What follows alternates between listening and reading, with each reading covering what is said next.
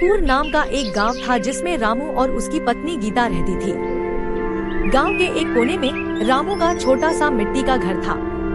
छत से बूंदें टपकती थी, दीवारें पुरानी और फटी हुई थी। घर के सामने रामू जमीन पर चुपचाप बैठा था, माथे पर चिंता की लकीरें साफ झलक रही थी। रामू धीमे स्वर में, गीता, इस बार भी बारिश नहीं हुई, खेत सूखा पड़ा है, कोई फसल नहीं हुई, अब घर कैसे चलाऊं? गीता प्यार से, रामू हिम्मत मत हारो, बुरा समय हर किसी की जिंदगी में आता है, कुछ ना कुछ जरूर होगा, भगवान देख रहा है। रामू सिर झुकाकर गीता की बात सुनता है, लेकिन उसकी आंखों में चिंता अब भी गहरी थी। अगली सुबह रामू खेत पर गया तो पास ही उसका पड़ोसी श्याम मिला। श्याम के चेहरे पर हल्की मुस्कान थी, लेकिन उसने रामू की उदासी तुरंत भांप ली। श्याम, रामू भाई, तुम तो बहुत परेशान लग रहे हो, सब ठीक है क्या? रामू, क्या बताऊं श्याम भाई, खेत में कुछ नहीं उगा, सोच रहा हूँ शहर चला जाऊं मजदूरी करने। श्याम थोड़ा रुककर, देखो रामू, शहर का जीवन भी आसान नहीं होता, क्यों ना गांव में ही कुछ नया करें? अब बहुत लोग जैविक सब्जी उगाकर सीधे बाजार में बेचते हैं, खर्चा भी कम और मुनाफा अच्छा। रामू, उम्मीद की चमक आंखों में, तुम ठीक कह रहे हो, क्यों न कोशिश करूं? रामू और गीता ने मिलकर घर के पास की खाली जमीन को साफ किया। उन्होंने गांव के बुजुर्गों से बीज की जानकारी ली और जैविक खाद तैयार की। गीता खुद खाद बनाती और रामू पौधे लगाता। गीता मुस्कुराते हुए, रामू देखो टमाटर के पौधों में कितनी जान है, लग रहा है सही राह पर है। रामू आशावादी स्वर में, हाँ गीता, अब रोज ताजी सब्जी बेचूंगा, शहर नहीं जाऊंगा, हमारा गांव ही हमारा घर है और भविष्य भी। कुछ हफ्तों में रामू के बगीचे में टमाटर, मिर्च, भिंडी और पालक लहलहाने लगे। वह हर सुबह ताजी सब्जियां टोकरी में भरकर हाट, स्थानीय बाजार जाता। ग्राहक, रामू भैया, तुम्हारी सब्जियां तो सबसे ताजी हैं और स्वाद भी लाजवाब। रामू गर्व से, धन्यवाद भाई, ये सब गांव की मिट्टी और बिना जहर के मेहनत का फल है। रामू की कमाई धीरे धीरे बढ़ने लगी।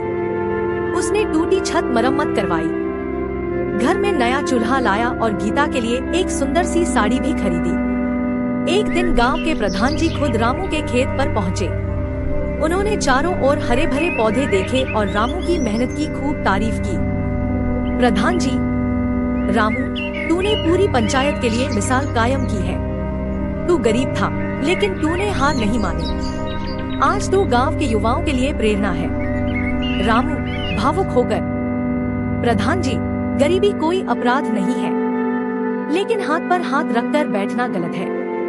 मैंने सीखा मेहनत और सही सोच से सब कुछ मुमकिन है। सीख, कभी भी हालात से हार मत मानो, नई सोच और सच्ची मेहनत से किस्मत बदली जा सकती है। सबसे पहले आप सभी को नमस्ते, प्रणाम। और हमारा ये Munger cartoon story YouTube channel पे देख रहे हैं तो चैनल को सब्सक्राइब जरूर करिएगा। अगर फेसबुक पेज पर देख रहे हैं तो पेज को फॉलो जरूर करिएगा।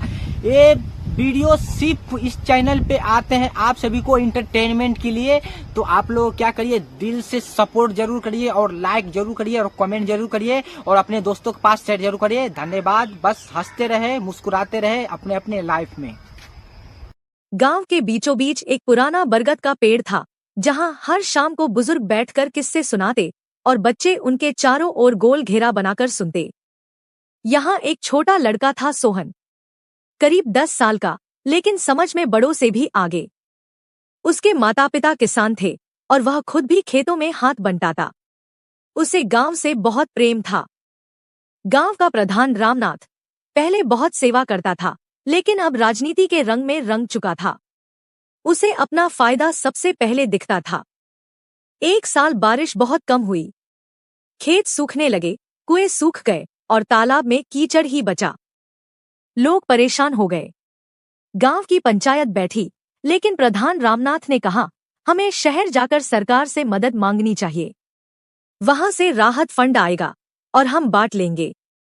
मगर बुजुर्ग देवाराम चाचा बोले, हमारा गांव खुद सक्षम है, बस हमें एक होकर मेहनत करनी होगी। सोहन ने भी कहा, अगर हम सब मिलकर काम करें तो हम पानी बचा सकते हैं और खेती भी शुरू कर सकते हैं। पर कोई सुनने को तैयार नहीं। सोहन की योजना ने गांव के बच्चों की एक टोली बनाई, सीमा, गोपाल, लाली और चीकू। उन्होंने फैसला किया कि वे पुराने सूखे कुओं की खुदाई करेंगे और पहाड़ी से आने वाले पानी को रोकने के लिए छोटे तालाब बनाएंगे। बच्चे दिन रात मेहनत करने लगे। लोग पहले हंसते थे, लेकिन धीरे धीरे कुछ बूढ़े लोग भी उनके साथ जुड़ गए। देवाराम चाचा ने मोहन को एक पुरानी किताब दी, जिसमें वर्षा जल संचयन के तरीके, मिट्टी को उपजाऊ बनाने के उपाय और पुराने पानी के सुरंग, बावड़ी का नक्शा था। बच्चों ने उस नक्शे को पढ़ा और खोजबीन की और एक दिन उन्हें सचमुच एक पुरानी बावड़ी मिली, जो मिट्टी से ढंकी थी। अब गांव के कई लोग बच्चों से प्रभावित होकर उनके साथ जुड़ने लगे। रामनाथ को लगा कि उसकी ताकत कम हो रही है, तो वह भी योजना में शामिल हो गया, लेकिन छिपे हुए इरादों के साथ। वह शहर से कुछ अधिकारी बुलाकर यह दिखाना चाहता था कि यह सब उसी की योजना है, ताकि उसे चुनाव में लाभ मिले। सोहन ने बच्चों के साथ मिलकर एक योजना बनाई। गांव वालों ने अधिकारियों के सामने सच बताया कि ये सब बच्चों और देवाराम चाचा की मेहनत है। अधिकारियों ने बच्चों की प्रशंसा की और रामनाथ को फटकार लगाई। अब गांव में फिर से हरियाली लौटने लगी।